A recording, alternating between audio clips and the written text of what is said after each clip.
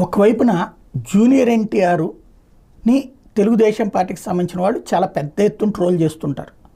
అది లోకేష్ని అభిమానించేవాళ్ళ, లేకపోతే కనుక చంద్రబాబు వారసత్వం ఉండాలి, ఇటు పక్కన చంద్రబాబు వారసులే ఉండాలి అని ఫీల్ అవుతూ ఎన్టీఆర్ వారసులు అక్కర్లేదు అన్నటువంటి రూట్లో ఫీల్ అయ్యేవాళ్ళ తెలియదు. కానీ ఒక వర్గం ఎందుకంటే జూనియర్ ఎన్టీఆర్ పూర్తిగా కార్యకర్తలాగా పనిచేయాలని. జూనియర్ ఎన్టీఆర్ అయితే కార్యకర్తలాగానే ఉండటానికే ఇష్టపడ్డాడు.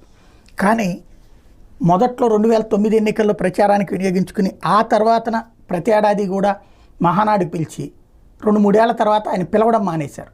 ఎందుకు పిలవలేదయ్యా అంటే కార్యకర్త అయినప్పుడు ఆయనే రావాలి, ఆయన ఏమన్నా బొట్టు పెట్టి పిలవాలా అంటూ విమర్శలతో ప్రారంభించి జూనియర్ ఎన్టీఆర్ని దూషించడం, ద్వేషించడం ప్రారంభించారు.